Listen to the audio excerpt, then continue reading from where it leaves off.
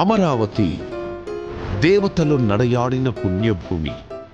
దేవేంద్రుడు ప్రతిష్ఠించిన అమరలింగేశ్వరుడు కొలువైన ధన్యభూమి. దేవేరి కనకదుర్గమ్మ ఒకవైపు, పానకాల నృసింహుడు మరోవైపు, మధ్యలో ఉత్తర వాహిని రమణీయ కృష్ణమ్మ. శాతవాహనుల రాజధానిగా, బౌద్ధుల ఆధ్యాత్మిక క్షేత్రంగా ప్రపంచ ప్రఖ్యాతిగాంచిన అమరావతి స్తూపంతో ఆచార్య నాగార్జునుడు తిరగాడిన ప్రాంతంగా విరాజిల్లింది. ఆత్మ బలిదానంతో తమిళనాడు నుండి ఆంధ్ర రాష్ట్రం సాధించుకొని ఒకసారి రాజధాని లేకుండా నిలబడ్డ ఆంధ్రప్రదేశ్ మరోసారి తెలంగాణ విభజనతో రెండవసారి కూడా రాజధానిని కోల్పోయింది. ఆంధ్రుల ఆకాంక్షలకు రూపమిస్తూ అన్ని ప్రాంతాలతో కనెక్టివిటీ కలిగిన ప్రాంతంగా కృష్ణానది తీరాన ఉన్న అమరావతిని ప్రజా రాజధానిగా నిర్ణయించారు. రాజధాని నిర్మాణం కోసం చేయాల్సిన మొదటి అడుగు భూసేకరణ. ముఖ్యమంత్రి గారి దూరదృష్టిపై నమ్మకంతో అమరావతికి చెందిన 29,000 మంది రైతులు స్వచ్ఛందంగా ముందుకు వచ్చి దేశంలోనే మొదటిసారి 34,000 ఎకరాల భూమిని రాజధాని నిర్మాణం కోసం అప్పగించారు.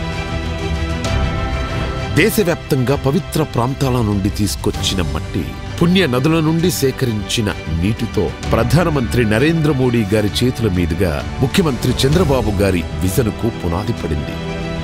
అనతి కాలంలోనే సచివాలయం, హైకోర్టు భవనాల నిర్మాణంతో పాటు విఐటి, ఎస్ఆర్ఎం, అమృత, ఎయిమ్స్, ఎన్ఐడి వంటి ప్రతిష్టాత్మక సంస్థలు కొలువుదీరాయి. ప్రతిష్టాత్మకంగా తలపెట్టిన ప్రభుత్వ భవనాల నిర్మాణం మొదలుపెట్టే సమయానికి 2019లో ప్రభుత్వం మారడంతో అమరావతి భవిష్యత్తుపై చీకట్లు కమ్ముకున్నాయి. 2019 నుండి 2024 వరకు నాటి ప్రభుత్వం చేసిన విధ్వంసం కారణంగా వేల కోట్లతో చేపట్టిన నిర్మాణ పనులు ఆగిపోయాయి. రోడ్లు దెబ్బతిన్నాయి. దారి తెన్ను లేకుండా పోయింది. చదును చేసిన భూమిలో పునాదుల్లో నీరు చేరి పిచ్చి మొక్కలతో, పొదలతో 5 ఏళ్ల పాటు గ్రహణం వీడని సూర్యుడిలా అమరావతి మసకబారింది. 3 రాజధానుల ఆటలో రాష్ట్రానికి రాజధాని అనేదే లేక భవిష్యత్తు అంధకారమైంది. ఏ ఒక్కరూ రాజధాని కోసం గొంతెత్తలేని పరిస్థితి. ఆంధ్రప్రదేశ్ కోసం తమ భూములిచ్చిన రైతుల త్యాగానికి అర్థం లేకుండా పోయింది. మహిళలు, చిన్నారులు, రైతులు, ఇలా అన్ని వర్గాల ప్రజలు అమరావతి కోసం 5 ఏళ్లు యుద్ధమే చేశారు. అరెస్టుల్ని ఎదుర్కొన్నారు, అవమానాలను తట్టుకున్నారు, అన్యాయాన్ని ఎదిరించారు. అమరావతి నుంచి అటు అరసవల్లి, ఇటు తిరుపతి వరకు పోరుబాట పట్టారు. పోరాట యోధుల గుండె పగిలి అమరులవుతున్న వాళ్ల ధైర్యం ఇసుమంతా సడలలేదు.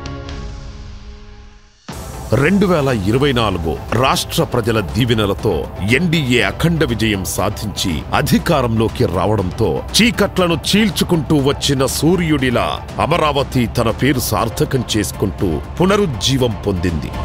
కేంద్ర ప్రభుత్వ సహకారంతో అమరావతి ప్రస్థానం మహోజ్వలంగా మళ్లీ మొదలైంది. అంతర్జాతీయ ప్రమాణాలతో ప్రపంచంలోనే అత్యున్నత స్థాయి నగరంగా నిర్మాణానికి సన్నద్ధమవుతోంది. బ్లూ గ్రీన్ కాన్సెప్టుతో 3వ వంతు పచ్చదనంతో పర్యావరణానికి అనుకూలంగా కాలుష్యరహితంగా నిర్మితమవుతున్న ఏకైక నగరం అమరావతి. బయోడైవర్సిటీతో కూడిన అద్భుతమైన విశాలమైన పార్కులు, district cooling system, piped gas, storm water, cable connectivity లాంటి సకల సౌకర్యాలు భూగర్భ వ్యవస్థ ద్వారా నివాసాలకు అందనుంది. సైకిల్ ట్రాక్ నుంచి విశాలమైన గ్రిడ్ రహదారులతో నగరమంతా రాజటీవీతో నిర్మితమవుతోంది.